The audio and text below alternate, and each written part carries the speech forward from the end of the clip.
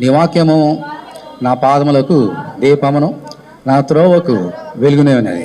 దై word is a lamp unto my feet and a light unto my path. దయచేసి కూర్చోండి. దేవుని అతి పరిశుద్ధమైన నామానికి మహిమ కలుగును గాక. దేవుని వాక్యం చదువుకొని దేవుని వాక్యం ధ్యానం చేద్దాము. కొలస్సీలకు రాసిన పత్రిక 4వ అధ్యాయము 12వ వచనం. మీలో ఒకడును క్రీస్తు యేసు దాసుడనైన ఎపఫ్రా మీకు వందనములు చెబుతున్నాడు. మీరు సంపూర్ణులను, ప్రతి విషయంలో దేవుని చిత్తమును గూర్చి సంపూర్ణాత్మ నిశ్చయత గలవారునై నిలకడగా ఉండవలని ఇతడు ఎల్లప్పుడూ మీ కొరకు తన ప్రార్థనలలో పోరాడుచున్నాడు. ఎపఫ్రా జీవితంలో నుంచి మనము అనేకమైన సంగతులు నేర్చుకుంటున్నాం దేవుని యొక్క మహాకృప చేత. మొట్టమొదటిగా ఏం నేర్చుకున్నాం? ఎవరైనా గుర్తుందా? ఎపఫ్రా గురించి ఏం నేర్చుకున్నాం? మొదటగా తోడి ఖైదీ. అమ్మా గుర్తుపెట్టుకోవాలి, ఖైదీ. రెండవది తోడి దాసుడు. మూడవది నమ్మకమైన పరిచయం చేసేవాడు. నాలుగవది నేను మొన్న చెప్పుకున్నాం కదా, ఆత్మ యందలి ప్రేమ కలిగిన వాడు. గుర్తుపెట్టుకోవాలి. ఈరోజు ఇంకొక శ్రేష్టమైన గుణం, ఎపఫ్రా ఉన్నటువంటి శ్రేష్టమైన గుణము ఆఖరి గుణము. ఈ ఆఖరి గుణంలో చాలా సంగతులు మనం నేర్చుకుందాం. అతని గురించి ఏం చెప్తున్నాడమ్మా? మీరు సంపూర్ణులను, ప్రతి విషయంలో విశ్వాసం విషయంలో సంపూర్ణ నిశ్చయత కలిగి ఉండడానికి, నిలకడగా ఉండడానికి ఎల్లప్పుడూ మీ కొరకు తన ప్రార్థనలలో ఏం చేస్తాడంట? పోరాడుచున్నాడు. అంటే ఎపఫ్రా ఎవరమ్మా? ప్రార్థనా వీరుడు, ప్రార్థనాపరుడు, గొప్ప ప్రార్థనాపరుడు. పై ఏమంటున్నాడు? తన ప్రార్థనలో అంటలేదు. ఏమన్నాడమ్మా? తన ప్రార్థనలలో. ఎప్పుడు ప్రార్థన చేయడమే అతనికి డ్యూటీ. ప్రార్థన చేసేవాడు పక్కన ఖైదీగా ఉంటూ, ఖైదీలో కూడా జైల్లో కూడా ప్రార్థనలే, దాసుడిగా ఉంటూ సువార్త చెబుతూ ప్రార్థనలే, పరిచర్య చేస్తూ ప్రార్థనలే, ప్రేమతో ప్రార్థనలు. ఎవరి గురించి ప్రార్థన చేస్తున్నాడు? తన గురించా? ఎవరి గురించి ప్రార్థన చేస్తున్నాడు? ఎవరి గురించి? సంఘం గురించి, కొలస్సే సంఘం గురించి. ఎందుకని? ఆ కొలస్సే సంఘానికి సంబంధించిన వాడే ఎపఫ్రా. అందుకే తన సొంత సంఘము దేవుని ఎదుట నిష్కపటంగా ఉండాలని, పవిత్రంగా ఉండాలని వారి కొరకు తన ప్రార్థనలో దేవునికి వేడుకుంటున్నాడు. దేవుని స్తోత్రం, హల్లెలూయా. ఇలాగో మనందరూ కూడా ఎపఫ్రా వలె ఎలా ఉండాలమ్మా? ఈ లోకంలో మనము ప్రార్థన వీరులుగా ఉండాలి. ఎల్లప్పుడూ ప్రార్థన చేయడానికి మనం సిద్ధంగా ఉండాలి. అసలు మందిరం అంటే ఏమిటి? ప్రభు ఏమన్నాడమ్మా మందిరం గురించి? డెఫినేషన్ ఏంటి? దేవుని మందిరం డెఫినేషన్ తెలుసు ఎవరికన్నా? చాలా డెఫినేషన్లు. ఒక డెఫినేషన్ అండి, ఎస్, నా మందిరము సకల జనులకు ప్రార్థనా మందిరం అనబడను. మందిరం అంటే డెఫినేషన్ ప్రార్థనా మందిరము. ప్రార్థించాలి. అందుకని ప్రతి శుక్రవారం ప్రార్థన పెడుతున్నాం. నెలకు ఒకసారి ఆన్లైన్ ప్రేయర్ పెడుతున్నాం. ఎందుకని? నువ్వు ప్రార్థన ఎదగాలి, నువ్వు ప్రార్థనలో బలపడాలి. ఎపఫ్రా వలె మనందరం కూడా ప్రార్థనలో, ప్రార్థనా మందిరంలో పేరే ప్రార్థనా మందిరం. ప్రార్థనా మందిరం ప్రార్థన లేకపోతే ఇంకేం ఎదుగుతాం? మనందరం కూడా దేవుడు పెట్టినటువంటి పేరే దేవుని మందిరానికి ప్రార్థనా మందిరం. ఆ ప్రార్థనా మందిరం ప్రార్థన ఉండాలి. ప్రార్థన ఉండాలంటే నువ్వు ప్రార్థన చేయాలా? ఎపఫ్రా వలె. అప్పుడు సంఘం బాగుపడుతుంది, నీ కుటుంబం బాగుపడుతుంది, నువ్వు బాగుపడతావు, సమాజము కూడా బాగుపడుతుంది, అందరూ ప్రభువులోకి వస్తారు. అంచేత ప్రార్థన చేయాలి, నేర్చుకుందాం. ప్రార్థన ఎలా చేయాలి నేర్చుకుందాం. చాలా ఈజీ చెప్పడం ప్రార్థన చేయమని, కానీ ఎలా చేయాలో తెలియదు మనకి. ఎపఫ్రా నేర్పిస్తున్నాడు, వినండి. అక్కడ ఏముంది? ఏమైనా చెప్తారా? ఒక విశేషమైనటువంటి మాట వాడబడింది అక్కడ, పరిశుద్ధాత్మ శక్తి చేత. తన ప్రార్థనలలో ఎపఫ్రా ఏం చేస్తాడమ్మా? ప్రార్థనలో వేడుకుంటున్నాడని ఉందా? ఏముంది అక్కడ? పోరాడుచున్నాడు. దేవుని స్తోత్రం, హల్లెలూయా. గట్టిగా ప్రార్థనలో పోరాడుతున్నాడంట. ఇప్పుడు నా ఆలోచన చేశారా మీరు? ప్రార్థనలో పోరాటం అంటే ఏంటండి? ఎవరైనా ప్రార్థన చేస్తాం, ప్రభువా నాకు ఇది దయచే అది దయచే అని. దేవునితో ఎవరైనా పోరాడతామా ప్రార్థనలో? ఎపఫ్రా పోరాడుతున్నాడంట దేవునిలో, ప్రార్థనలో. దేవుడు ఈరోజు నీకు అదే నేర్పిస్తున్నాడు. ఎపఫ్రా వల్లే నువ్వు ప్రార్థనలో పోరాడాలి. పోరాటం అంటే తెలుసా? అచ్చతెలుగు చెప్పాలంటే దెబ్బలాట, కొట్లాట, పోరాటం అంటే కదా. మరి ప్రార్థనలో ఎపఫ్రా పోరాడుతున్నాడంట. ప్రార్థనలో తన సంఘం బాగుపడాలి, విశ్వాసంలో బాగుపడాలి, ఆత్మ ప్రేమలో వర్ధిల్లాలి అని ఆ సంఘం తన గురించి కాదు, తన సంఘం గురించి పోరాడుతున్నాడంట దేవునితోటి ప్రార్థనలో. ఆ ప్రార్థన అంగీకరించాడు దేవుడు కాబట్టి ఆ సంఘాన్ని ఎంతగానో దీవించాడు. అది చూసి పౌలు గారు మంచి సర్టిఫికేట్ ఇచ్చాడు. మిమ్మల్ని చూసి మేము దేవుని వందనాలు చెల్లిస్తున్నామని, అంత ప్రేమలో పరిశుద్ధులందరూ అంత ప్రేమ కలిగి మీరు ఉంటున్నారని, అభివృద్ధి పొందుతున్నారని మేము సంతోషిస్తున్నామని వారి గురించి పౌలు గారు సాక్ష్యం చెప్పాడు. అంతగా దేవుడు ఎపఫ్రా చేసిన ప్రార్థన ఆలకించి ఆ సంఘాన్ని దీవించాడు. అందులో కుటుంబాలను దీవించాడు, ఎపఫ్రాని దీవించాడు, పౌలు గారు దీవించాడు, అందరూ దీవించాడు. మనం దీవించబడాలి, ఆశ్రయించబడాలని అంటే ప్రార్థన చేయాలి. మామూలుగా ప్రార్థన చేస్తే సరిపోదు. ఏం చేయాలి? మా ప్రార్థనలో పోరాడాలి. ఇప్పుడు పోరాటం గురించి నేర్చుకుందాం. ఈ లోకంలో ఎన్ని పోరాటాలు లేవో నేర్చుకోవాలి. ముందుగా ఎన్ని పోరాటాలు తెలుసా మీకు ఈ లోకంలో? మనకు తెలియకుండానే రోజు పోరాడతాం. 5 పోరాటాలు ఉన్నాయి ఈ లోకంలో. ఈ పోరాటం గురించి నేర్చుకోవాలి మనందరం కూడా. ప్రార్థనలో పోరాడాలనంటే రోజు మనం పోరాడాలని నేర్చుకోవాలి. అప్పుడు ప్రార్థనలో పోరాటం మనకు బాగా అర్థమవుతుంది. 5 పోరాటాలు ఉన్నాయి ఈ లోకంలో. నీకు తెలిసినా తెలియకపోయినా ప్రతిరోజు పోరాడుతున్నాం వీటితోటి. ఏంటి పోరాటం నేర్చుకుందాం. మొదటి పోరాటం కీర్తనల గ్రంథం. కీర్తనల గ్రంథము 35వ అధ్యాయం. కీర్తనలు 35.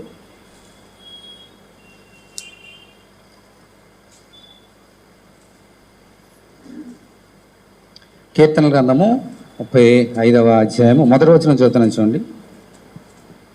యెహోవా నాతో వాద్యమాడు వారితో వాద్యమాడుము. తర్వాత ఏముందమ్మా? నాతో పోరాడు వారితో పోరాడుము. కేడమును డాలును పట్టుకొని నా సహాయమునకే లేచి నిలువుము. ఈటు దూసి నన్ను తరుము వారని అడ్డగింపుము. నీవే నీ రక్షణ అని నాతో సెలవేమో అంటున్నాడు. ప్రార్థన చేస్తున్నాడు. ఎవరికమ్మా? దేవునికి. ఏమంటున్నాడు ప్రార్థనలో? నాతో పోరాడు వారితో దేవా నువ్వు పోరాడు అని ప్రార్థన చేస్తున్నాడు. ఎపఫ్రా చేసింది ఇదే, మనం కూడా చేయాలి. ప్రభు నమ్ముకుని మనకి పోరాడాలి తప్ప ఈ లోకంలో. మనతో పోరాడడానికి సిద్ధంగా ఉంటారు కొంతమంది ఈ లోకం. మనతో పోరాడు వారితో దేవుడు పోరాడు. మనం పోరాడికి వెళ్ళలేం ఈ లోకంలో. అందుకని మన పక్షాన ప్రార్థన చేస్తున్నాడు. నా పక్షాన పోరాడని. అలా మన పక్షాన పోరాడేది ఎవరమ్మా? మన దేవుడు. ఆయనకు ప్రార్థన చేయాలి. ప్రభు నా పక్షాన పోరాడని. ఎందుకు ఈయన పక్షాన ఎందుకు ఈయన దావీదుతో పోరాడేవాడు ఎవరమ్మా? మళ్ళీ చదువుతున్నాడు. ఎంత శ్రేష్టమైన మాట పలుకుతున్నాడు దావీదు.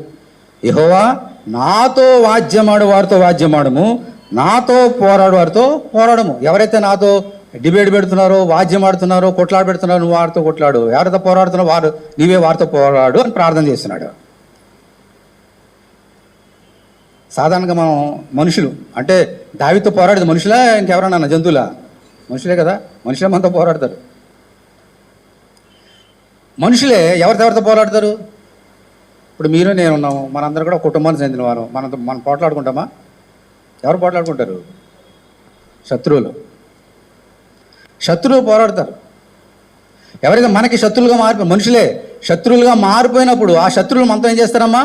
పోరాడతారు. అప్పుడు ప్రార్థన చేయాలి. ప్రభువా నాతో పోరాడుతున్న వారితో పోరాడని. అలా ప్రార్థన చేస్తున్నాడు దావీదు. ఏంటి దావీదుకి శత్రువులు ఉన్నారా? ఎవరమ్మా దావీదు? ఎవరు? దేవుని చేత అభిషేకింపబడి దేవునికి సువార్తను పఠించిన గొప్ప సువార్తకారుడైన, రమ్యంగా కీర్తనలు పాడి దేవుని స్తుతించినటువంటి మహోపకారుని స్తుతించినటువంటి కీర్తనకారుడు దావీదు. ఇతనికి శత్రువులా? ఏమన్నా శత్రువుగా భావించాడమ్మా దావీదు? ఎవరినైనా లేదు. కానీ వేరే వాళ్ళు అతను శత్రువుగా భావించి అంత పోరాడారంట. అందుకనే ప్రార్థన చేస్తున్నాడు. దావీదు చేసినటువంటి మేలుని మర్చిపోయి దావీదుతో పోరాడిన వారు ఉన్నారు. అందుకనే ప్రార్థన. మనతో కూడా అంతే, మనం కూడా అంతే. మనం చేసిన మేలు మర్చిపోయి మనతో పోరాడేవారు ఉంటారు. జాగ్రత్త సుమా. ఏం చెప్తున్నాడు ఇంతకీ దావీదు? చూడండి అక్కడ.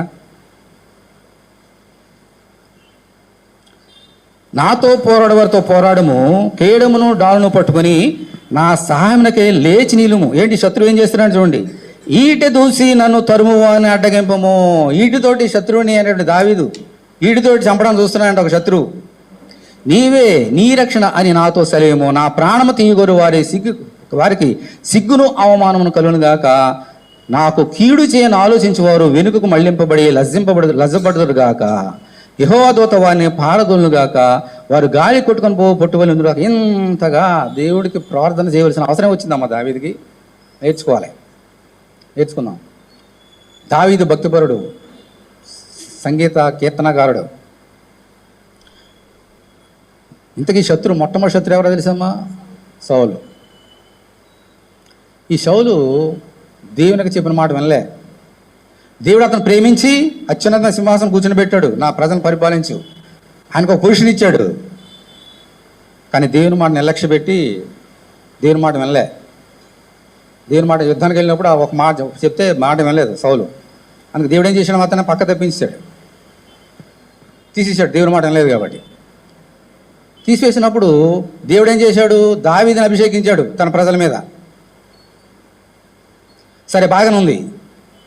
ఎప్పుడైతే దేవుని మాట వినలేదో, చాలా జాగ్రత్తగా వినండి, దేవుని మాట విన్నంతకాలము దేవుడు అతను తోడుకున్నాడు, ఏ యుద్ధానికి వెళ్ళినా జయం ఇచ్చాడు సౌలుకి. ఎప్పుడైతే దేవుని మాట వినలేదో దేవుని ఆత్మ వెళ్ళిపోయి ఆత్మ మీదకి ఏమొచ్చిందమ్మా? దురాత్మ వచ్చింది. తనకు తెలీదు, సౌలుకి తెలీదు. దేవుని మాట ఎంతకాలమో, లోబడినంతకాలము దేవుని ఆత్మ ఉన్నాడు. ఎప్పుడైతే దేవుని మాట వినలేదో ఎవరు వచ్చారమ్మా? తనకు తెలియకుండానే దురాత్మ వచ్చాడు. దురాత్మ వచ్చి అతన్ని శోధించడం ప్రారంభించాడు. ఆరోగ్యం పాడైపోయింది, చచ్చిపోవడానికి సిద్ధంగా ఉన్నాడు.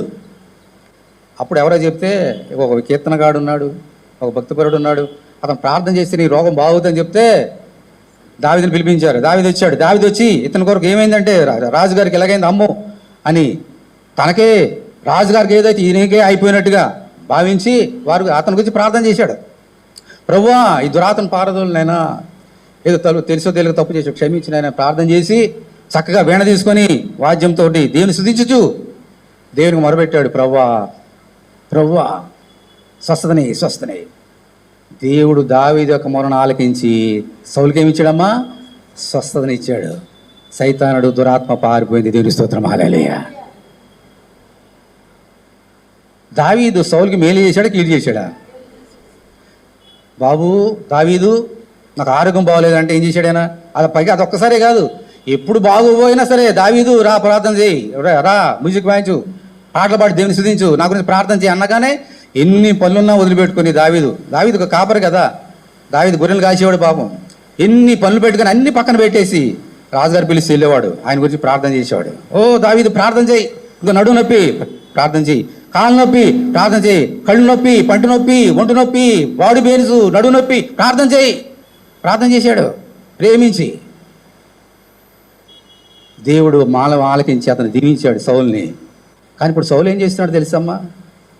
ఎప్పుడైతే దేవుడు నన్ను విడిచిపెట్టి దావీదుని ఎన్నుకున్నాడని చెప్పేసి తెలుసుకున్నాడో, ఈట దూసి అదే దావీదుని చంపడానికి ఎదురు తిరిగాడు.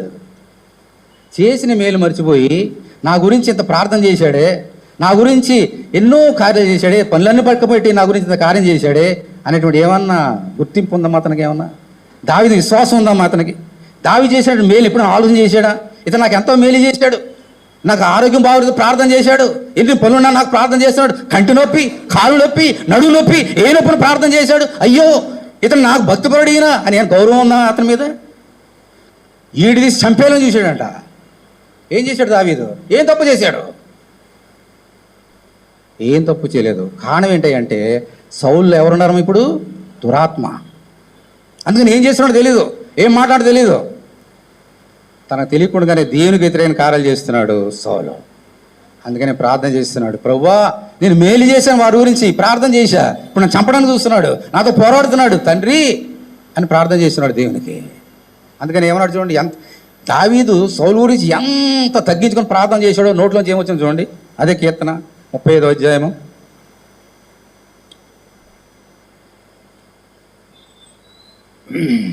12వ వచనం చదువుతున్నాను. 12వ వచనం, మేలునకు ప్రతిగా నాకు ఏం చేస్తున్నారమ్మా? కీడు చేయుచున్నారు. నేను దిక్కులేని వాడనైతిని, వారు వ్యాధితోనున్నప్పుడు గోను బట్ట కట్టుకుంటుని, ఉపవాసము చేత నా ప్రాణమును ఆయాసపరుచుకుంటుని, అయినను నా ప్రార్థన ఎదలోనికే తిరిగి వచ్చి ఉన్నది. అతడు నాకు చెలికాడైనట్టును సహోదరైనట్టును నేను నడుచుకుంటుని, తన తల్లి మృతునందున నా దుఃఖ వస్త్రం ధరించుకుని వాని వలె కృంగుచుంటుని. ఇలాగ ప్రార్థన చేశాడు దావీదు. సౌలుకి బాగాలేకపోతే ఈయన ఉపవాసం ఉన్నాడంట. దావీదు బాగాలేకపోతే ఆయన రాజవస్త్రాలు ధరించి కూడా ఈయన గోను బట్టి పట్టుకున్నాడు. అర్థమవుతుందా?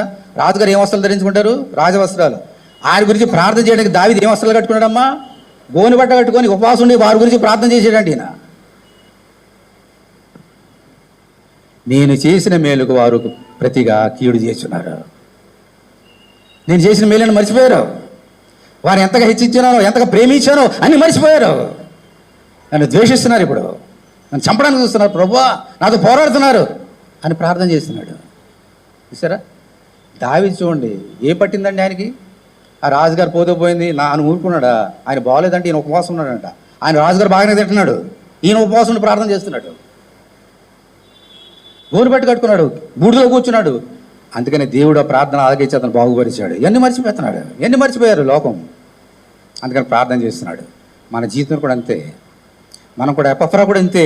ఎపఫ్రా అనేక మంది గురించి ప్రార్థన చేశాడు, అన్ని మర్చిపోయి ఎపఫ్రాని ద్వేషించిన అనేక మంది. అందుకని జైలు పడేశారు ఆయన తీసుకెళ్ళి. ఆయన ఏమే చేశాడమ్మా? కీడు చేశాడా? వారి గురించి ప్రార్థన చేస్తే చాలామంది దేవుని సువార్త పరిచయం చేస్తే నువ్వు ఇలా పరిచయం చేస్తావని చెప్పి తీసుకెళ్ళి జైలు పడేశారంట ఎపఫ్రానే. చేసిన మేలుకు ప్రతిగా వారు ఏం చేశారమ్మా? కీడు.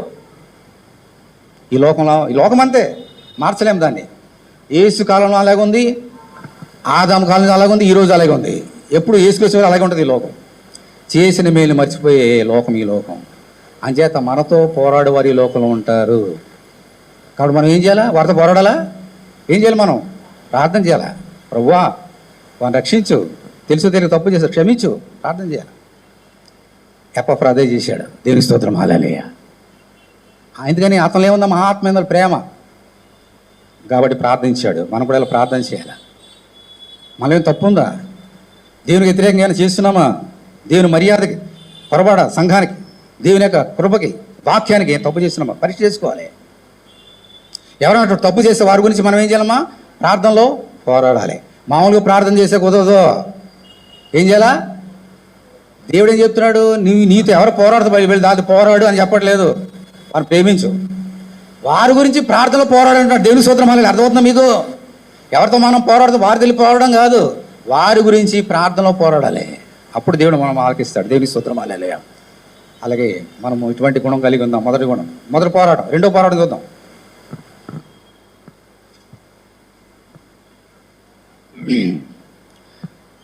మొదట కోరింది 9వ అధ్యాయం చూడండి. మొదట కోరింది 9వ అధ్యాయం.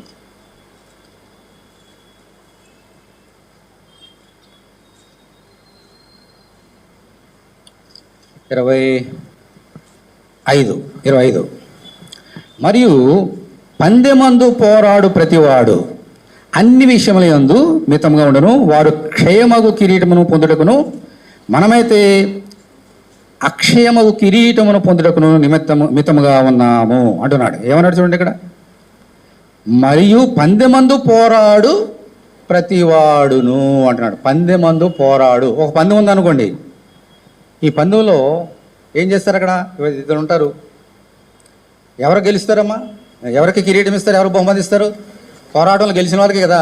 ఇప్పుడు ఉన్నారు, ఇద్దరు ఉన్నారు. పందెం అంటున్నాడు. పందెం అంటే ఏంటి? రన్నింగ్ రేస్ కదా, ఒలింపిక్స్ కానీ ఏదైనా కానీ. ఇద్దరు పరిగెడుతున్నారు, లేదా 10 మంది పరిగెడుతున్నారు. ఎవరికి బహుమానము? గెలిచిన వారికి కదా. అంటే పందెంలో ఏం చేయాలి? అతను పోరాడాలి. పోరాడాలి ఏం చేయాలా? శరీరాన్ని నలగొట్టుకోవాలి, ప్రాక్టీస్ చేయాలా. ఆ రోజు పలానా రోజు పందెము, పరుగు పందెం అని అనుకోండి. రోజు బాగా తినేసి బాగా ఒళ్ళు పెంచుకొని ఆ రోజు పరిగెత్తుకెళ్తే గెలుస్తాడా? అందరికంటే లాస్ట్ వస్తాడు. లాస్ట్ ప్రైజ్ ఈయనకి వస్తుంది. అయితే ఫస్ట్ ప్రైజ్ రావాలని ఏం చేయాలా? పోరాడాలి. ఏం పోరాడము? ప్రాక్టీస్ చేయాలా. ప్రతిరోజు పరుగు పందులు ఇలా పరిగెడితే అలా వస్తాం. నాకంటే ఎవరు పరిగెత్తారో ఎలా పరిగెత్తాలి, ట్రిక్స్ అని తెలుసుకొని పరిగి పెట్టాలి. అప్పుడు బహుమానం కదా. ఈ లోకంలో పందేలు ఉంటాయి మనకి. ఆ పందెంలో మనము పోరాడాలంటే ఏం చేయాలమ్మా? ప్రాక్టీస్ కావాలి. ఈ పందెము, పరుగు పందెం ఈ లోకంలో ఉంటాయి, శరీర సంబంధమైనది అయినప్పటికీ మనకు పోరాటాలు ఉంటాయి, పందేలు. మన వరల్డ్ కప్ జరిగింది, క్రికెట్ వరల్డ్ కప్ జరిగింది, T20. మన ఇండియా వాళ్ళు గెలిచారు. అంటే ఏంటి? ఆ పోరాటంలో ఏమైందమ్మా? ఇక్కడ సౌత్ ఆఫ్రికా ఉంది, ఇండియా ఉంది. వాళ్ళిద్దరు ఏం చేశారు? ఆ క్రికెట్ ఆట పోరాడారు. ఒకలాగలు ఆఖరి బంతి వరకు నువ్వా నేనా అని పోరాడారు. ఎవరు బాగా ఆడారో వాళ్ళు గెలిచారు. ప్రతి పందెమందు ఏముంటుందమ్మా? పోరాటము. నీ జీవితమే ఒక పరుగు పందెము. తెలుసా మీకు? నీ జీవితం ఒక పరుగు పందెం ఎప్పుడో తెలుసా? అందుకని దేవుడు ఆ మాట అన్నాడు, పందెంలో పరిగెట్టు ప్రతి పోరాడు అన్నాడు వాడు. అందుకనే నీ జీవితంలో పోరాడాలి, ఆ పందులు గెలవాలండి. అందుకే దేవుడు అంటున్నాడు, విశ్వాసం కర్తయు దాన్ని కొనసాగించేవాడైన యేసేపు చూచుచు నీ ఎదుటనున్న పందెములో పరిగెత్తాలి, బహుమానం వచ్చినట్లుగా. విశ్వాసం అనేది ఒక పరుగు పందెం. ఈ పరుగు పందెంలో నువ్వు పోరాడాలి. పుట్టిన నీకు ఫస్ట్ ప్రైజ్ వచ్చినా నీకు బహుమానం ఇచ్చారు. ఒకసారి మనం చర్చలు కూడా క్విజులు పెడతాం. ఎవరికి ఇస్తున్నాం ప్రైజులు? సరే, ప్రేమించి అందరికి ఇస్తాం, అది వేరే విషయం. ఫస్ట్ ప్రైజ్ ఎవరికి ఇస్తాం? గెలిచిన వాళ్ళకే కదా. ఏ పందెమైనా గెలిచిన వాళ్ళకే. పరీక్షకి వెళ్తాం, ఇదిగో 5 పోస్టులు అంటారు, 5,000 మంది 5 లక్షల మంది వస్తారు. ఎవరికి ఇస్తారు పోస్టులు? గెలిచిన వాళ్ళకే. పోరాటం బాగా చదివిన వాళ్ళకి ఇస్తారు, వాళ్ళే సెలెక్ట్ అవుతారు. పందెములో పోరాటం ఉండాలని నా సోదరుడు. నీ విశ్వాసం అనే పరుగు పందెంలో నువ్వు పోరాడాలి, అప్పుడే నువ్వు గెలుస్తావు. విశ్వాసం లేకపోతే ఓడిపోతావు, ఎడంకి వెళ్ళిపోతావు, కుడికి వెళ్ళిపోతావు, సైతాన్ని నీకు షోలు తెచ్చినా ఆగిపోతావు. అలా ఉండకుండా ఉండాలంటే నీవు పరుగు పందులో ఉన్న సంగతి తెలుసుకొని ఆ పరుగు పందులో జయము పొందినట్లుగా నువ్వు ప్రతిరోజు దేవునిలో పోరాడాలి, ప్రార్థనలో. ఇది రెండో సంగతి. మూడో సంగతి,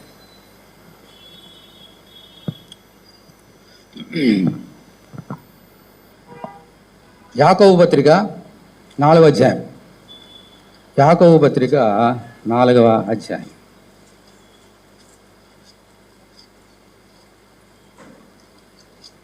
యాకోబు 4 ఏమని చదవండి, మొదటి వచనం.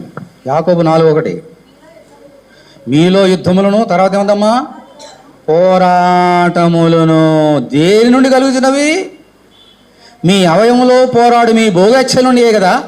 మీరు ఆశించుతున్నారు కానీ మీకు దొరకలేదు, నరాచ చేయుదురు, మత్సరపడుదురు కానీ సంపాదించుకొనలేరు, పోట్లాడుదురు కానీ యుద్ధము చేదురు కానీ దేవుని అడగనందున మీకేమీ దొరకదు.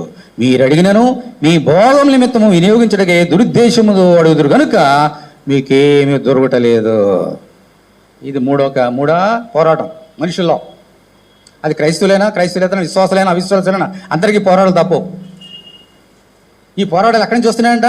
మీ అవయవములో నుండే కదా వస్తున్నవి, మీ భోగేచ్ఛల నుండే కదా ఈ పోరాటములు అంటున్నాడు దేవుడు. అంటే మన శరీరంలోనే ఉన్నాయి పోరాటాలు, తెలుసా మీకు? మన అవయవాలే మనతో పోరాడతాయి. కళ్ళు ఎప్పుడు మనతో పోరాడతాయి, శరీరం పోరాడుతుంటుంది, కాళ్ళు చేతులు మనతో పోరాడుతూనే ఉంటాయి. మనకు తెలియదు ఈ సంగతులే. ఈ 5 సంగతులు మనకు తెలియవు. రోజు పోరాడుతూనే ఉంటాం తెలియకుండా. అది తెలియదు కాబట్టి ఫెయిల్ అయిపోతున్నాం. ఇప్పుడు గెలవడానికి ఎన్ని నేర్చుకుంటున్నాను మీ రోజు. మన శరీరంలో ఉన్న అవయవాలే మనతో పోరాడతాయి. మీ భోగేచ్ఛల నుండే కదా ఈ యుద్ధాలన్నీ వస్తున్నాయి. యుద్ధాలు ఏంటి? ఎక్కడో పాకిస్తాన్కి ఇండియాకి యుద్ధం కాదు, మన శరీరంలోనే యుద్ధాలు. దొంగతనము చేయవద్దు అన్నాడు దేవుడు. శరీరం ఏముంటుంది? ఎవరు భలే మంచి వస్తుంది అనుకోండి, ఎవ్వలేరు. అక్కడ షాప్కి వెళ్తే ఎవ్వలేరు, మంచి మెరిసిపోతుంది ఒక వస్తువు. శరీరం చెప్తుంది జేబులు పెట్టుకో, ఏం కాదు అని చెప్తుంది. ఒకవేళ దేవుని ఆత్మలు ఉంటే ఆయన ఏం చెప్తాడు? వద్దు, దొంగతనం చేస్తే శిక్ష అని ఆయన చెప్తాడు. ఇప్పుడు మన నాలో ఏముంటుంది? ఇప్పుడు నేను అక్కడ నిలబడతా, నాకు తెలియకుండా యుద్ధాలు జరుగుతుంటాయి నాలో. శరీరం ఏమో తీసేసుకో అంటుంది, ఆత్మ అంటాడు వద్దు అంటాడు. రోజు ఏం జరుగుతుందమ్మా? యుద్ధాలు జరుగుతుంటాయి. మనం దేవుని పక్షాన ఉంటే, దేవుని ఆత్మ వైపు ఉంటే గెలుస్తాము పోరాటంలో. శరీరం చెప్పిన మాట వింటే ఓడిపోతాం. అబద్ధాలు చెప్పవద్దు అన్నాడు దేవుడు. శరీరం మొట్టమొదటి చెప్పేది ఏమిటిది? అబద్ధమే. నోట్లోంచి వచ్చేస్తుండే చెప్పేయడానికి. ఆయన అంటాడు వద్దు, అబద్ధాలు చెప్పొద్దు. అబద్ధికులందరూ నాకు అగ్నిగుణంలో పడదొరిపడంటే ఆయన చెప్తుంటాడు. నోట్లోంచి వచ్చి ముందుగా అబద్ధాలే. మళ్ళీ యుద్ధం. ఈ యుద్ధం ఎక్కడ స్టార్ట్ అయింది తెలుసమ్మా? ఏదైనా తోటలో స్టార్ట్ అయింది ఈ యుద్ధం. ఇప్పుడు వరకు ఆ యుద్ధం ఆగలేదు. పాకిస్తాన్కి ఇండియాకి చాలాసార్లు యుద్ధాలన్నీ ఆగిపోయినాయి. పోనీ రష్యాకి ఉక్రెయిన్కి జరుగుతున్నాయి, ఇప్పుడో రోజు ఆగిపోద్ది. ఈ హమాస్కి ఇజ్రాయెల్కి జరుగుతుంది, అది కూడా ఆగిపోద్ది. కానీ నీలో ఉన్న యుద్ధాలు ఆగవు. తెలుసా నీకు సంగతి? నువ్వనే తెచ్చిపోవాలి, లేదంటే యేసుక్రీస్తుని రావాలి. ఈ రెండు ఏదో ముందు ఏదైతే అది, అప్పటివరకు యుద్ధాలు జరగవు. ఎందుకంటే స్టార్ట్ అయింది అక్కడ ఏదైనా తోటలో. దేవుడు చెప్పాడు, బాబు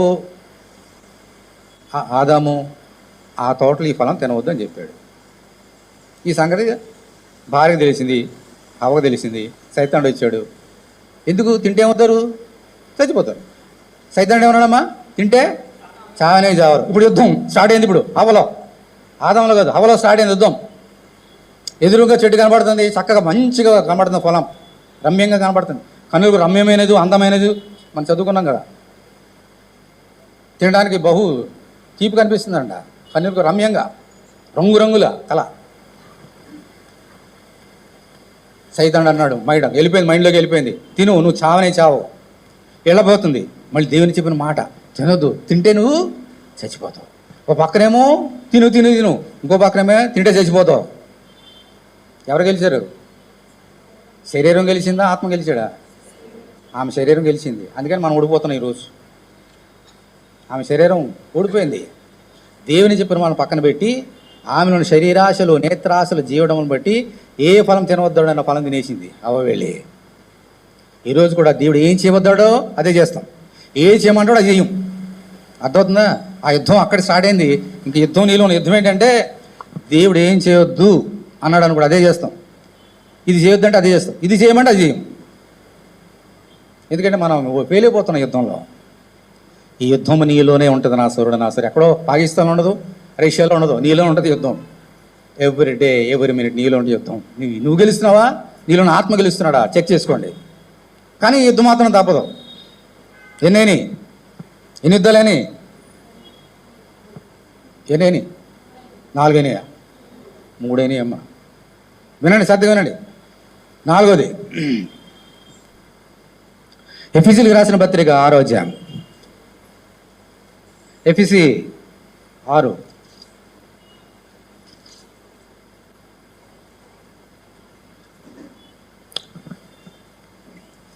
12వ వచనం.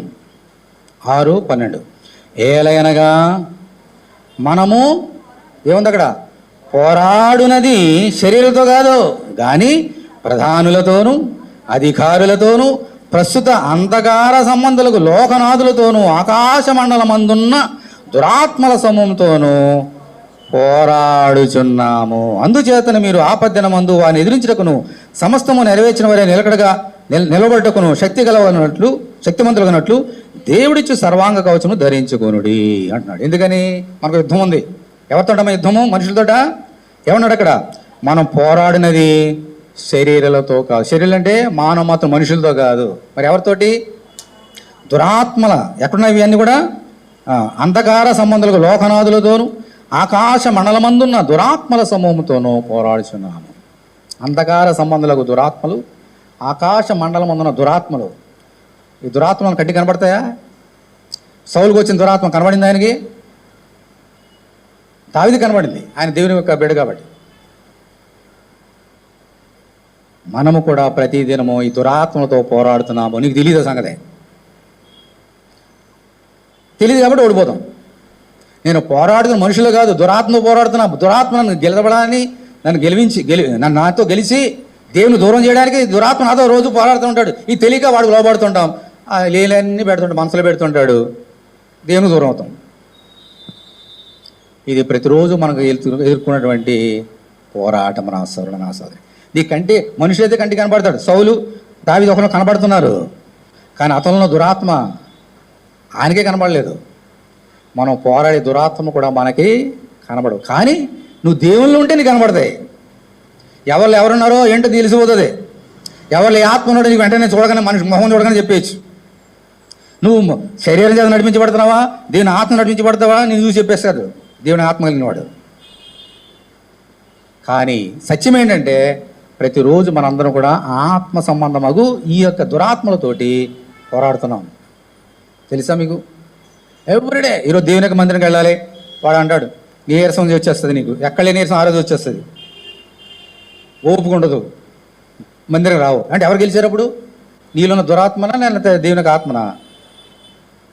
నిన్ను ఓడించేశాడు దేవుని దగ్గర వెళ్ళకుండా.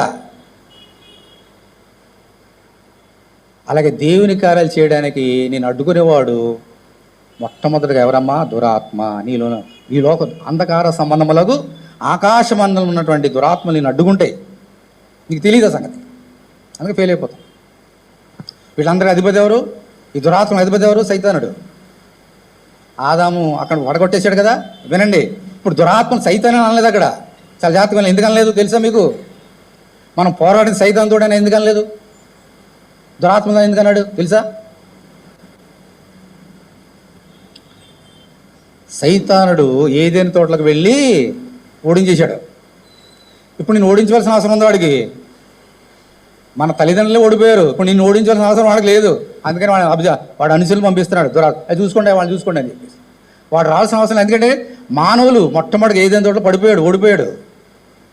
ఇంకా ప్రతి సైతాన్ని పక్కన వచ్చి నేను శోధించాల్సిన అవసరం లేదు. వాడికి అనుచరులు ఉంటారు, దురాత్మలు, ఇవన్నీ వచ్చి నేను శోధిస్తుంటాయి. ఈ పోరాటంలో నువ్వు గెలవాలని అంటే నువ్వు మళ్ళీ ఏం చేయాలమ్మా? ఎపఫ్రవలే ప్రార్థనలో పోరాడాలి. లేకపోతే ఫెయిల్ అయిపోతాం, దురాత్మ లొంగిపోతాం. ఎన్నేని 4. 5వది మొదటి తెస్సలోనికి రాసిన పత్రిక, మొదటి తెస్సలోనికు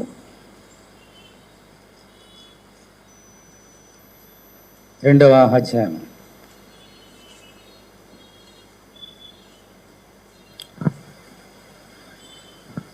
మొదటి తెస్సలోనికు 2వ అధ్యాయము 1వ వచనం. సహోదరులారా, మీ యొద్ద మా ప్రవేశము వ్యర్థము కాలేదు, కానీ మీరు ఎరిగినట్టే మేము ఫిలిప్పీలో ముందు శ్రమపడి అవమానం పొంది, తర్వాత ఏముందమ్మా? ఏమన్న తర్వాత ఎంతో పోరాటముతో దేవుని సువార్తను మీకు బోధించుటకై మన దేవుని యందు ధైర్యము తెచ్చుకుంటామని మీకు తెలియను. ఏలైనగా మా బోధ కపటమైనది కాదు, అపవిత్రమైనది కాదు, మోసయుక్తమైనది కాదు, కానీ సువార్తను మాకు అప్పగించుటకు యోగ్యులమని దేవుని వలన ఎంచబడిన వారమై మనుషులను సంతోషపెట్టు వారము కాక మన హృదయములను పరీక్షించు దేవుని సంతోషపెట్టు వారమే బోధించున్నాము. ఎందుకంటే సువార్త ప్రకటించడానికి పోరాడాడంట పౌలు గారు. అన్నీ అక్కడ రాసేసాడు, ఎందుకు పోరాటం వచ్చిందో రాసేసాడు అక్కడ. ఆయన దేవుని బోధించడానికి, దేవుని సువార్తను బోధించడానికి పోరాడాడంట పౌలు గారు. అంటే దేవుని సువార్త ప్రకటించడానికి పోరాడాలా? ఎస్. దేవుని నమ్ముకున్న మనందరము కూడా దేవుని చిత్తానుసారంగా నడవాలనంటే ఆత్మ సంబంధంగా పోరాటాలు తప్పవు. 4తో పాటు ఈ 5వది కూడా. పైగా ఇది ఎవరికా తెలుసా? అందరికి కాదు. ఇది ముందు చెప్పిన 4 అందరికి రావచ్చేమో, కానీ 5వది మాత్రం అందరు కాదు. ఎవరైతే దేవుని యందు సద్భక్తితో బ్రతకాలని ఆశిస్తారో వారికి మాత్రమే. దేవునికి వాక్యానుసారంగా జీవించాలి, దేవునికి ఇష్టమైన పాత్రగా నేను ఉండాలి, ఆయనకి సాక్షిగా ఉండాలని ఎవరైతే అనుకుంటారో వారితే ఈ పోరాటం. పౌలు గారు ఒకప్పుడు తప్పిపోయాడు, కానీ దేవుడు ఎన్నుకున్నాడు వాక్యం చెప్పడానికి. ఇప్పుడు దేవునికి సువార్త ఎక్కడికి వెళ్ళి ప్రకటించాలన్న పోరాటం చేసి ప్రకటిస్తున్నాడంట వాక్యం. ఎవరికైనా దేవునికి సువార్త, నిజమైన సువార్త ప్రకటించడానికి పోరాటాలు తప్పవు. ఎందుకు తప్పవు వినండి, నేర్చుకుందాం ఆత్మ ద్వారా. అక్కడ ఆయన చెప్పాడు జవాబు. 2వ అధ్యాయము మళ్ళీ చదువుతున్నా, 2వ వచనం. మీరు ఎరిగినట్టే మేము ఫిలిప్పీలో ముందు శ్రమపడి అవమానం పొంది, ఫిలిప్పీలో ఇలా చేశాడు ఆయన పాపం, ఎంత పోరాటంతో బోధించాడు అక్కడ. ఎంతో పోరాటంతో దేవుని సువార్తను మీకు బోధించడకై మన దేవుని యందు ధైర్యం తెచ్చుకుంటామని మీకు తెలియను. దేవునికి సువార్తని ప్రకటించాలంటే ధైర్యం కావాలా, పోరాటం కావాలి. ఎందుకో తెలుసా? కారణం ఏంటి తెలుసా? అక్కడ చెప్తున్నా చూడండి, కారణం 3వ వచనం. ఏలైనగా అంటే అర్థం ఏంటంటే ఎందుకు పోరాడాల్సి వస్తుందంటే, ఎందుకు ధైర్యం కావాలనంటే మా బోధ కపటమైనది కాదు, అపవిత్రమైనది అంతకన్నా కాదు, మోసం చేసే బోధ కాదు మాది. సువార్తను మాకు అప్పగించడానికి యోగ్యులమని దేవుని ఇచ్చబడిన వారమై, ఇప్పుడు చూడండి అసలు సంగతి, మనుషులను సంతోషపెట్టు వారము కాక మన హృదయాలను పరీక్షించి దేవునే సంతోషపెట్టు వారమై బోధించినాం. ఇది సీక్రెట్. పౌలు గారు కానీ, యేసుక్రీస్తు కానీ, ఈ లోకంలో ఎపఫ్రా కానీ, ఈ భక్తులు యెషయా కానీ, ఇంకందరూ కూడా బోధించిన బోధ కపటమైంది కాదు, మోసయుక్తమైంది కాదు, పవిత్రమైంది. దేవునికి ఎన్నుకోబడి వారు ప్రకటించారు. వారు ఎలా ప్రకటించారంట? మనుషులను సంతోషపెట్టడానికి కాదంట. మరి ఎవరిని సంతోషపెట్టడానికి? దానికి ఎంత పోరాటం కావాలో తెలుసా మీకు? నేను రోజు ఎంత పోరాటపడతాను మీకు తెలుసా? ఈరోజు ఎవరు మీరు గురించి ఏమైనా ఒక మాట మాట్లాడాలన్నా, పైరు గురించి కానీ మీ గురించి మాట్లాడాలంట, అలా ఎన్ని యుద్ధాలు జరుగుతాయి మీకు తెలుసా? మీకు తెలియదు. కానీ దేవుడు చెప్పిన మాట నేను వినాలి, దేవుడు చెప్పిన మాట చెప్పాలి. మోసం లేదు, అపవిత్రత లేదు, లోనుడు బయటోడు కాదు. ఎందుకనంటే మనుషులు సంతోషపెట్టేది ఈ లోకమైన బోధ, దేవుని సంతోషపెట్టేది ఆత్మ సంబంధమైన బోధ. ఈ బోధ చేయాలంటే పోరాటం కావాలి. ఏమో నేను వీళ్ళు ఏమనంటే ఆమె ఏమనుకుంటుందో, ఏం చేస్తుందో, చచ్చి మానేసి వెళ్ళిపోతుందేమో అని అనుకో నేను దేవుడి చెప్పిన మాటలు పక్కన పెట్టాను అనుకోండి, నా బోధ ఏంటి? అబద్ధమైన బోధ, కపటమైన బోధ, దేవునికి అయిష్టమైన బోధ. మనుషులు మిమ్మల్ని సంతోషపెట్టడానికి నేను ఎన్నో చెప్పొచ్చు. అమ్మా ప్రైజ్లా హల్లెలూయా రా పాడు, అమ్మా ప్రైజ్లా ప్రార్థన చెయ్యి, అమ్మా చెయ్యి, ఎన్నెన్నో చెప్పొచ్చు. అటువంటి బోధ మనకు లేదు ఇక్కడ. కపటమైన బోధ వద్దు, అబద్ధమే వద్దు. దేవుని ఆత్మ బోధించు మాటలు. అమ్మా ఇది తప్పు, సరి చేసుకో. బాబు ఇది తప్పు, సరి చేసుకో. వాళ్ళు సంతోషపడతారా, నన్ను శపిస్తారా, నా గురించి చెడ్డ మాటలు పలుకుతారా, నన్ను విడిచిపెట్టి వెళ్ళిపోతారా, అది వాళ్ళ ఇష్టం. కానీ నేను మాత్రం దేవుని ఇష్టం నెరవేర్చాలి. దేవుడు చెప్పిన మాట చెప్పాలి. దేవుడు ఏం మాట్లాడాలి. మనుషులు సంతోషపెట్టడానికి చేసే బోధ నిజమైన బోధ కాదు. నాలో పోరాటాలు, యుద్ధాలు. మిమ్మల్ని ఎవరిని ద్వేషించలేదు ఇంతవరకు, ఎవరిని ద్వేషించలేదు. ద్వేషిస్తే నా మనిషినే కాదు, సేవకుని తర్వాత మనిషినే కాదు మిమ్మల్ని ద్వేషిస్తే. మాట, క్రియ, తలంపు ఏం చేసినా ప్రేమతో చేయడే. దేవి స్తోత్రం హల్లెలూయా. ఒక ఎవరైనా తప్పిపోతే మరి దేవునికి మా వాక్కులకు రావాలి, వెలుగులకు రావాలి. అది ఉద్దేశం. అది కపటమైన బోధ కానిది ఉద్దేశం. అది ఎవరు ఎలా పోతే నాకెందుకు లేని అనుకుంటే అది బోధ కాదు. నా సోదరు, అది మందిరమే కాదు. మరి బిడ్డల్ని స్కూల్కి పంపిస్తాం ఎందుకని? ఏది తప్పు, ఏది రేటు నేర్చుకోవడానికి. పెద్దదైతే చక్కగా ఉద్యోగాలు చేసుకొని వారు పోషిస్తారు, వృద్ధాపులు ఉంటే తల్లిదండ్రులు పోషిస్తారు. అందుకే స్కూల్కి పంపిస్తాం బిడ్డల్ని, విద్యాబుద్ధి నేర్చుకొని పైకి వస్తారని. మందిరానికి వస్తున్నాం ఎందుకని? దేవుని వాక్యం నేర్చుకొని, వాక్యం ఎదగడానికి, వాక్యం వెళ్ళడానికి.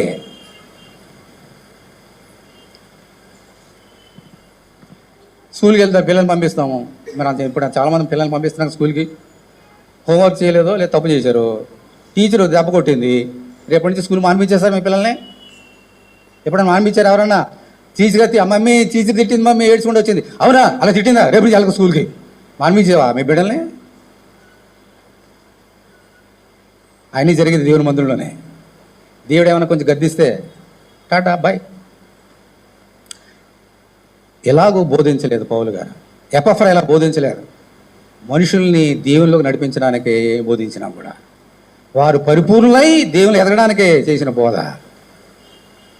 ఇటువంటి బోధ మనకు కావాలి. నా సోదరు, అటువంటి బోధ మనం వినాలి. మా గురించే కదా దేవుడు ఇంత ప్రేమించి మాట్లాడుతున్నాడు.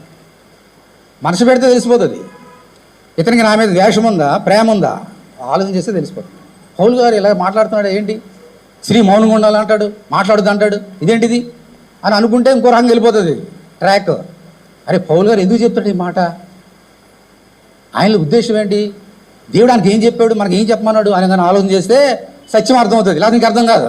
దురాత్ముంటాడు పక్కన, రాంగ్ ట్రాక్కి వెళ్ళిపోతావు. నా సోదరుడు, నా సోదరే, మనం దేవుళ్ళు ఎదగడానికి దేవునికి బోధ, దీనికి పోరాటం కావాలి. దీనికి పోరాటం కావాలి. ఆ పోరాటంతో నడుస్తుంది దేవునికి మందిరం. హల్లెలూయా. 5 పోరాటాల గురించి నేర్చుకున్నాం ఈరోజు. ప్రతి వ్యక్తి ఈ పోరాటాలు తప్పవు. ప్రతి వ్యక్తికి దేవుడు ఏర్పాటు చేసేటువంటి పోరాటాలు. ఎవరైతే గెలుస్తారో వారికే నీతి కిరీటం. నా సోదరుడా, నా సోదరి, మొట్టమొదటి పోరాటం ఎవరికి గుర్తుందా? మొదటి పోరాటం ఏంటంటే చేసిన మేలును మర్చిపోయి మనకి శత్రులుగా మారి మనతో పోరాడే వారితో ఉండే పోరాటం. కాబట్టి మనందరూ కూడా తిరిగి వారితో ఏం చేయాలా? పోరాడాలి కదా. ఏం చేయాలి? ప్రార్థనలో పోరాడాలి, వారితో కాదు. రెండవది ఏంటిదమ్మా? చెప్పండి. 1 కొరింథీ 9:25 ఏముందమ్మా? చూడండి ఒకసారి. శ్రేష్టమైనది అది, గుర్తుపెట్టుకోవాలి. 1 కొరింథీ 9:20. మొత్తం లేటుగా వచ్చిన వాళ్ళు ఉన్నారు, వాళ్ళు చూడండి బైబిల్. లేటుగా వచ్చిన వారు నేర్చుకోవాలి. మొదటిదేమో నేర్చుకోండి 35వ అధ్యాయం, కీర్తన 35. రెండవది 1 కొరింథీ 9:25. 10 మంది పోరాడు ప్రతివాడు అన్ని విషయములందు మితము ఉండి దేవుని సంతోషపెట్టిగా పోరాడాలి. మనకు కూడా పందెం ఉంది, విశ్వాసం అనే పందెం ఉంది. ఈ పందెంలో గెలవడానికే మనం ఏం చేయాలమ్మా? పోరాడాలి. అలాగా పరిగెట్టేసి వచ్చేది. మూడవది ఏంటి? మన శరీరంలో ఉన్న భోగేచ్ఛలు, శరీరాశులు, నేత్రాశులు ప్రతిరోజు యుద్ధాలు జరుగుతాయి. వాడి మనకేమైనా ఛాన్స్ ఇచ్చామా అవి మనం గెలిచి ఓడిపోతాం. ఆ పోరాటం ప్రతిరోజు జరుగుతుంది. నాలుగవది, మనం పోరాడేది ఎవరితోటమ్మా? మనుషులతో కాదు. ఎవరితోటి? దురాత్మలతోటి. ఐదవది ఏంటమ్మా? అది దేవునికి సమర్పించుకొని దేవుని వాక్యానుసారంగా జీవించాలనుకున్న వారికి పోరాటాలు ఉంటాయి. మన మనుషులకి సంతోషపెట్టడానికి, మనుషుల్ని మెప్పు పొందడానికి వాళ్ళని పాలిష్ చేసి మాట్లాడతాం. అటువంటి చెప్పడానికి పోరాటం అక్కర్లేదు. వారు బాధపడినా, సంతోషపడినా, దుఃఖపడినా వారు మంచిగా ఉండాలని చెప్పేదే నిజమైన బోధ. ఇది చెప్పడానికి ఏం కావాలి? పోరాటం. ఇప్పుడు మీరైనా సరే ఎవరికైనా దీని వాక్యం చెప్పడానికి వెళ్ళి ఉంటారు, ప్రభు నమ్ముకొని చెప్పాలి అని వెళ్ళి ఉంటారు. మేము మీద ఎన్నో రకరకాల మాట్లాడవచ్చు. వాళ్ళకి అబద్ధాలు చెప్పడం ఏం చేయొచ్చు. కానీ అలా కాదు. వాళ్ళు విన్నా వినకపోయినా, వాళ్ళు క్రీస్తుని దేవుడికి ఒప్పుకోకపోయినా మనం నిజం చెప్పాలి. అబద్ధాలు చెప్పేసి అమ్మా నువ్వు దేవుని దగ్గర నీకు అన్నీ పోతాయి. చాలామంది అబద్ధాలు చెప్తారు. నువ్వు దేవుని దగ్గర నీకు అన్నీ పోతాయి, అయిపోతాయి, ఇది పోతాయి, నీకు ఏం సమస్యలు ఉండవు. దేవుడు అలా చెప్పలే. దేవునిలోకి వస్తే సమస్యలు వస్తాయి. చాలా జాగ్రత్తగా వినండి. తప్పుడు బోధకి నిజమైన బోధకి తేడా. యేసు నమ్ముకోండి, అన్నీ పోతాయి, ఏ రోగం రాదు, నీ ఇంట్లో ఎప్పుడు సమృద్ధి. ఇప్పుడు 10 ఎకరాలనే తర్వాత 100 ఎకరాలు కొంటావు, రా ప్రభులోకి వచ్చేయి. ఇది నిజమైన బోధ కాదు, అబద్ధ బోధ. ఇది వినండి. దేవుడు అలా చెప్పలేదు. దేవుడు నమ్ముకోండి, మీకు సమస్యలు వస్తాయి, కానీ మీ సమస్యలోనూ నేను తీసివేస్తా. దేవుని స్తోత్రం, హల్లెలూయా. నన్ను నమ్ముకోండి, మీకు వస్తాయి, సమస్యలు వస్తాయి, కానీ నన్ను నమ్ముకుంటే ఈ సమస్యలన్నీ తీసి పాడేస్తాను అంతే. రోగం వచ్చిందా తీసేస్తా, సమస్య వచ్చిందా తీసివేస్తా, లోటు వచ్చిందా తీసివేస్తా. అంతగా ఏమి రావు రండి అని అనలే ప్రభు. యేసుక్రీస్తు బోట్లో ఉన్నాడు, తుఫాన్ వచ్చింది. బోట్లో 12 మంది శిష్యులు ఉన్నారు, బోట్లో ఆయన ఉన్నాడు. తుఫాన్ ఎందుకు రావాలా? ఆయన ఉన్న చోట వస్తాయి. ఆ తుఫాను అలాగుందా? వెళ్ళిపోయింది. ఆ తుఫాను తీసివేశాడు. నువ్వు కూడా అంతే. ప్రభు నమ్ముకో, సమస్యలు రానివాడు ఈ లోకల్ ఎవరు లేరు. వస్తాయి, కానీ అన్నీ తీసేస్తాడు. దేవుని స్తోత్రం, హల్లెలూయా. అన్నీ తీసేస్తాడు నీకు విశ్వాసం ఉంటే. ఇది 5వ సంగతి. ఇలాగూ ప్రతిరోజు పోరాడుతున్నాం, పోరాడాలి. ఇప్పుడు శాస్త్రమైన మాటలు చెప్పి ముగిస్తా. 5 రకాల పోరాటాలనే నేర్చుకున్నాం. మరి ఎలా పోరాడాలండి? వీటిలో ప్రార్థనలో పోరాడమని నేర్చుకున్నాం. ఎలా పోరాడాలి? ప్రార్థన. మన ప్రార్థన చేయడమే రాదు. శుక్రవారం రాము, ఆన్లైన్కి రాము, ఇంకే ప్రార్థన ఏమొస్తుంది మనకి? ఎలా నేర్చుకున్నాం ప్రార్థన? వస్తేనే నేర్చుకునేది. ఏమొస్తాయి ప్రార్థనలు? ఎలాగో చేయాలి ప్రార్థనలు, ఎలా పోరాడాలి? దేవుని స్తోత్రం, హల్లెలూయా. అలా నేర్చుకున్నాం. దీని గురించి ముందుగా పౌలు గారు ఏమన్నాడు ఒకసారి చూడండి. రోమీలకు రాసిన పత్రిక 15వ అధ్యాయం తీయండి. రోమీలకు 15వ అధ్యాయం. రోమీలకు 15వ అధ్యాయం 30వ వచనం. రోమీలకు 15:30. సహోదరులారా, నేను యూదులలోనున్న అవిధేయుల చేతుల నుండి తప్పింపబడి యెరూషలేములో చేయవలసిన ఈ పరిచర్య పరిశుద్ధులకు ప్రీతికరమగునట్లు నేను దేవుని చిత్తము వలన సంతోషముతో మీ వద్దకు వచ్చి మీతో కలిసి విశ్రాంతి పొందినట్లును మీరు నా కొరకు దేవునికి చేయు ప్రార్థనల యందు నాతో కలిసి పోరాడండి. దేవుని స్తోత్రం, హల్లెలూయా. నేను మీ గురించి నేను పోరాడుతున్న ప్రార్థనలో మీరు నా గురించి కూడా ప్రార్థనలో పోరాడి. ఎందుకని? మనకు సంతోషం కాదు. ఎందుకని అంటే చూడండి, ఈ పరిచర్య యెరూషలేములో చేసిన ఈ పరిచర్య పరిశుద్ధులకు ప్రీతికరమైనట్లుగాను నేను దేవుని చిత్తం వల్ల సంతోషంతో మీ వద్దకు వచ్చి విశ్రాంతి పొందినట్లును మీరు నా కొరకు దేవుని చేయి ప్రార్థనలు నాతో కలిసి పోరాడవాలని. అంటే పౌలు గారు ఏం చేస్తున్నాడు? రోజు పోరాడుతున్నాడు ప్రార్థనలో. ఎపఫ్రా ఏం చేస్తాడమ్మా? ప్రార్థనల్లో పోరాడుతున్నాడు. నువ్వు కూడా పోరాడాలి ప్రార్థనలో, శాంతి సమాధానం కొరకు. మన ప్రభువైన యేసుక్రీస్తుని బట్టి ఆత్మ వలన ప్రేమను బట్టి మిమ్మల్ని బతిమాలుకొనిచున్నాను. సమాధానకర్తకు దేవుడు మీ అందరికీ తోడేను గాక. పౌలు గారు ఏం చేస్తాడు? మనల్ని బతిమాలుతున్నాడంట. ఏం బతిమాలుతున్నాడు? అమ్మమ్మ నాకు 5 రూపాయలు అని బతిమాలుతున్నాడా? అమ్మ 10 రూపాయలు బతిమాలుతున్నాడు. ఏం బతిమాలుతున్నాడమ్మా? అమ్మ ప్రార్థన చేయి, నా గురించి పోరాడమ్మా ప్రార్థన అని బతిమాలుతున్నాడు ఆయన. అమ్మ ఎలాగ ఎవరైనా ప్రార్థనలు బతిమాలుతాడా? బాబు నాకు ఒంట్లో బాగోలేదు నాయన, కొద్దిగా నాకు తినడానికి ఏం లేదు నాయన, 10 రూపాయలు 100 రూపాయలు షర్ట్ లేదు నేను, ఒక షర్టి, ఇలా బతిమాలుతాం అందరినీ. కానీ ఈయన నా గురించి ప్రార్థన చేయి బాబు, చేతులు పట్టుకొని కాళ్ళు పట్టుకొని ప్రార్థన చేయి అని అడుగుతున్నాడు ఈయన. ప్రార్థన చేయడం కాదు, ప్రార్థనలో పోరాడాలి. పౌలు గారు ప్రార్థనలో పోరాడాడు. ఎపఫ్రా పోరాడాడు కాబట్టి వారి ప్రార్థన ఆలకించి ఆ ఫిలిప్పీ సంఘాన్ని కానీ, కొలస సంఘాన్ని కానీ, కొరింథీ సంఘాన్ని కానీ, గలతీ సంఘాన్ని కానీ అన్ని సంఘాలు దీవించాడు. దీనికి సూత్రం హల్లెలూయా. పౌలు గారు చెప్తున్నాడు, బతిమాలుతాడు నిన్ను ఈరోజు ప్రార్థన చేయండి, పోరాడండి. ప్రార్థన ఎలా పోరాడాలో తెచ్చుకుందాం, కానీ ప్రార్థన పోరాడాలని బతిమాలుతున్నాడు భక్తుడు. మరి ఇంతకీ యేసుక్రీస్తు ఏమన్నాడు చూద్దాం. లూకాసు వార్త 21 అధ్యాయం తీయండి. లూకాసు వార్త ఈయనేం చెప్తున్నాడు చూద్దాం పోరాటం గురించి. 21 లూకాసు వార్త 21.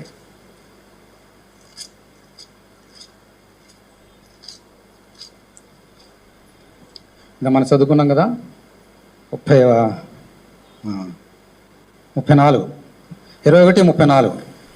మీ హృదయములు ఒకవేళ తిండి వలనను, మత్తు వలనను, అహిక విచారముల వలనను మందముగా ఉన్నందున ఆ దినం అకస్మాత్తుగా మీ మీదకి వచ్చి ఉరి వచ్చినట్లు రాకుండా మీ విషయమై మీరు జాగ్రత్తగా ఉండుడి. ఆ దినము మీ భూమి అందంతటా నివసించు వారందరి మీదకి అకస్మాత్తుగా వచ్చును. కాబట్టి మీరు జరగబోయేటి నెలలను తప్పించుకొని మనుష్య కుమారుని ఎదుట నిలవబడుటకు శక్తి గలవారగనట్లు ఎల్లప్పుడూ ప్రార్థన చేయుచు మెలుగు ఉండడని చెప్పాను. దేవుని స్తోత్రం హల్లెలూయా. పౌలు గారు బతిమాలుతున్నాడు, ఈయన చెప్తున్నాడు మెలుకుగా ఉండి ప్రార్థన చేయండి, ప్రార్థనలో పోరాడండి.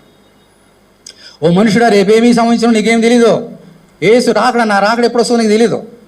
నా ఎదుట మీరు ధైర్యంగా నిలబడాలంటే మీరేం చేయాలమ్మా? ఒకవేళ తిండి వలన, మత్తు వలన ఈ లోకాన్ని విడిచిపెట్టి లోకంలో పడిపోతారేమో. అప్పుడు మీరు పోరాడే శక్తి మీకు ఉండదు. ఇప్పుడే నేర్చుకోండి, ప్రార్థన పోరాడండి. ప్రభు నీకు వచ్చినప్పుడు ధైర్యంగా నిలబడాలి అని ప్రార్థనలో మెలుగుగా ఉండి ప్రార్థన చేయండి అని చెప్తున్నాడు. ప్రార్థన చేయండి అని చెప్తున్నాడు. ఏమన్నాడమ్మా? ప్రార్థన చేయండి అని చెప్పలే, ఏమన్నాడు? మెలుగుగా ఉండి ప్రార్థన. ఎందుకంటే ప్రార్థనలో మాకు నిద్ర వస్తుంది. ఎప్పుడు రా నిద్ర? ప్రార్థన చేసేప్పుడు వస్తాయి. నిద్ర తెలుసా మీకు? తెలుసా? నిజమేనా? ప్రభు ప్రార్థన చేస్తున్నాడు ఏదైనా తోటలో, గిస్సమైన తోటలో. బాబు నాయన బతిమాలుతాడు, శిష్యులారా నా గురించి కొద్దిగా ప్రార్థన చేయండి అయ్యా, నేను అక్కడే ప్రార్థన చేసుకు వస్తాను. బతిమాలాడు, ఆయన వెళ్ళాడు, ప్రార్థన చేసుకుని వచ్చాడు. వీళ్ళు ఏం చేస్తున్నారంట? నిద్రపోతున్నారు. ప్రార్థన అనగా నీకు వచ్చేది ఏంటో తెలుసా? నిద్ర. మళ్ళీ వచ్చాడు, ఇదేంటిది ఒక్క గడియను నాతో మెలుగు ఉండలేరా? నేను అక్కడ ప్రార్థన చేస్తాను, మీరు నిద్రపోతున్నారా? లే ప్రార్థన చేయండి అని వెళ్ళాడంట. అమ్మమ్మ మొహం గడిగేసుకున్నారు. అమ్మమ్మ ఆయన చూస్తాడేమని గబగబా కూర్చేసుకున్నారు. ఆయన వెళ్ళాడు, మళ్ళీ నిద్రపోయాడు. మళ్ళీ వచ్చాడంట. ఏంటే ఇది? శరీరం ఆత్మ సిద్ధమే కానీ శరీరము, మీ శరీరం నలగొట్టుకోండి, మెలుగుకుండండి, ప్రార్థన చేయండి, పోరాడండి. అది మీ కొరకే, మీ మేలు కొరకే. మీ కుటుంబాలు బాగుపడతాయి, మీ బిడ్డలు బాగుపడతారు, మీ కుమార్తెలు బాగుపడతారు, మీ భర్తలు బాగుపడతారు, మీ భార్యలు బాగుపడతారు. ప్రార్థన పోరాడని చెప్తుంటే లోకం నిద్రపోతుంది. అందుకని ప్రభు అన్నాడు, మెలుగుకోండి, లేవండి, నిద్రపోకండి, లేవండి, మెలుగుకోండి, ప్రార్థన చేయండి, పోరాడండి, ప్రార్థన అంటున్నాడు. ఇప్పుడు నేర్చుకుందాం, ఈ చెప్పు ముగిస్తా. ఎలా పోరాడాలి ప్రార్థనలో నేర్చుకుందాం.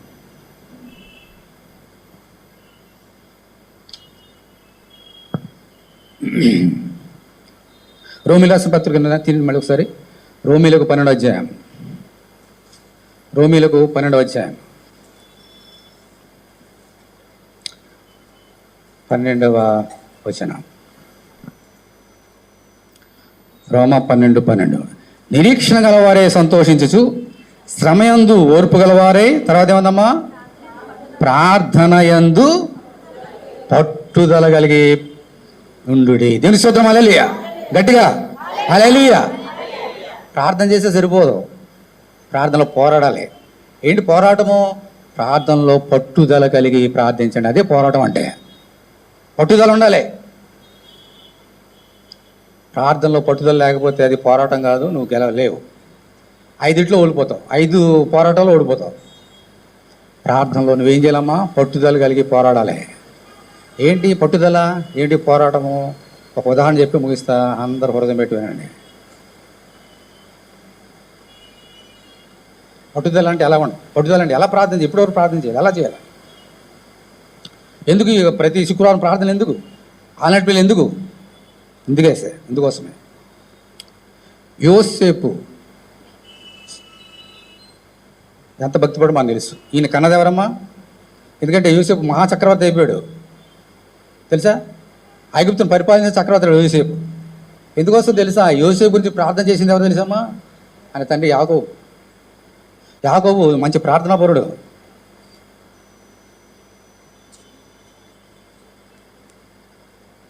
కొన్ని పరిస్థితులను బట్టి దేశాన్ని విడిచిపెట్టేసి పరదేశం వెళ్ళిపోయాడు.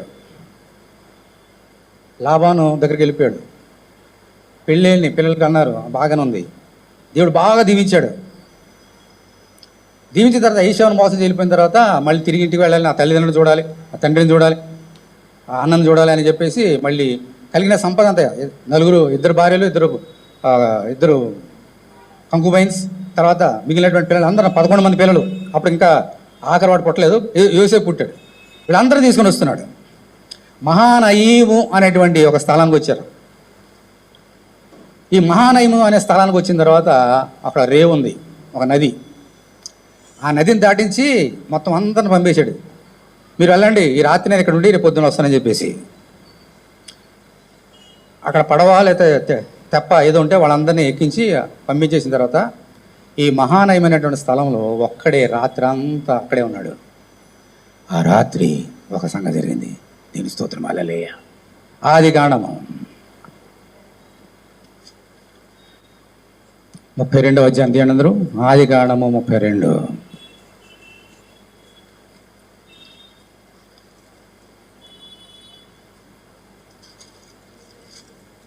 ఆదికాండము 32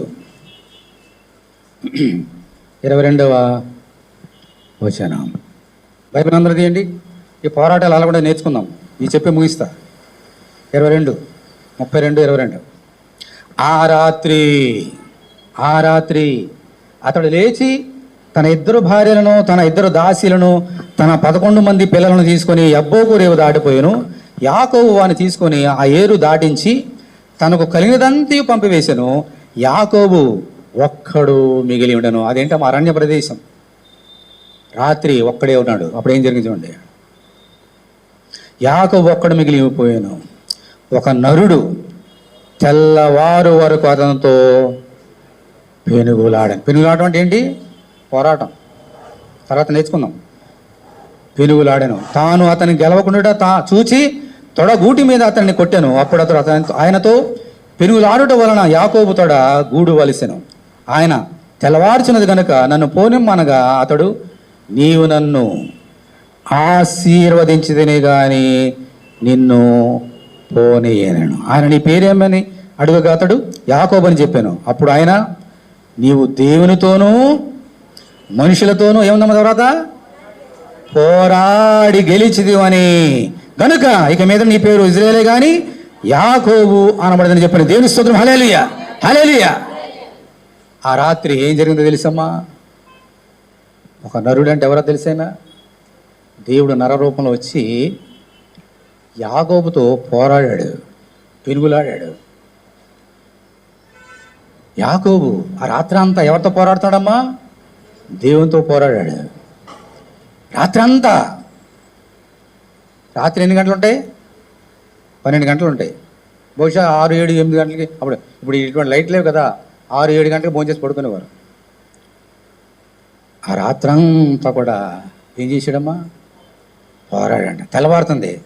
అప్పుడు దేవుడు అన్నాడు, బాబు నన్ను వదిలేసేయి, నీతో నేను గెలవలేను, నేను ఓడిపోతున్నా, నువ్వు గెలుస్తున్నావు ఈ పోరాటంలో. హల్లెలూయా. దేవుడు గెలిచాడా? యాకోబు గెలిచాడా? ఆ పోరాటంలో యాకోబు గెలిచాడు. అప్పుడు నీ పేరేంటి? దేవునికి తెలీదా? యాకోబు. యాకోబు అంటే మోసగాడు. నువ్వు మోసగాడు కదా ఇంతవరకు. నాతో పోరాడి గెలిచావు కాబట్టి ఈరోజు నుంచి నీ పేరు యాకోబు కాదు, నీ పేరు ఇశ్రాయేలు. హల్లెలూయా. ఇశ్రాయేలు అనగా దేవునితో పోరాడి గెలిచిన వాడు. మనుషులతో కాదు, దేవునితో పోరాడి గెలిచిన వాడు కాబట్టి ఈ రోజు నుంచి నీ పేరు ఇశ్రాయేలు. అదే ఇజ్రాయేల్ పేరు ఈరోజు ఇజ్రాయేల్ దేశము కలిగి ఉంది. ఈరోజు ఈవెన్ టుడే ఇజ్రాయేల్ దేశం అనగా యాకోబు అని ఇజ్రాయేల్ అనగా దేవునితో పోరాడి గెలిచిన వారు. అందుకనే ఇజ్రాయేల్ తోటి ఈ లోకంలో ఏ కంట్రీ కూడా గెలవలేరు. అన్ని కంట్రీలు ఏకమైన కూడా గెలవలేవు. ఎందుకంటే వారి పక్షాన్ని యుద్ధం చేసేది యేసయ్య. ఇంతే ఉంటుంది కంట్రీ. రష్యా కాదు, అమెరికా కాదు, అన్ని వచ్చినా కూడా తోక ముడిచి పారిపోవలసిందే. యాకోబు అనే ఇజ్రాయేలు దేవునితో పోరాడాడు. రాత్రి అంతా పోరాడాడు. ఈరోజు నువ్వు ప్రార్థనలు అలా పోరాడాలి. ఇందాక చెప్పాను కదా, పట్టుదలతో పోరాడడం. ఏంటి పట్టుదల అంటే ఏంటి? ఏం నేర్చుకున్నారు ఇందాక? ఏమన్నాడు? బాబు తెల్లవారిపోతుంది, నన్ను విడిచిపెట్టేసాయి. అవునా, వెళ్ళిపోన్నాడా? ఏమన్నాడు యాకోబు? నీవు నన్ను ఆశ్రయించని నేను వదిలిపెట్టనా, ఈ పోరాటం వదిలిపెట్టను, నేను నన్ను దీవించు, ఆశ్రయించు, అప్పుడు నేను వదిలిపెడతాడు. ఇది పట్టుదలంటే. అమ్మో, దేవుడు అనుకున్నాడు ఈయన నన్ను వదిలిపెట్టాడు, దీవిస్తేనే కానీ ఆశ్రయించే కానీ. అప్పుడు దీవించాడు ఆయన, యాకోబుని ఇజ్రాయెల్గా మార్చాడు, దీవించాడు, ఆశ్రయించాడు. అప్పుడు వదిలిపెట్టాడు యాకోబు. ఇది పట్టుదలంటే. నువ్వు ప్రార్థనలో ప్రార్థన చేస్తున్నావంటే, పోరాటంలో పట్టుదలంటే, దేవుడు నీకు సమాధానం ఇచ్చే వరకు కూడా ప్రార్థన చేయి. మానొద్దు, వెలుగుగా ఉండు, నిద్రపోవద్దు, వెలుగుని ప్రార్థన చేయి. నువ్వు ఏది ఆశపడుతున్నావో అది దేవునికి ఇచ్చే వరకు కూడా దేవుని వదిలిపెట్టద్దు ప్రార్థనలో.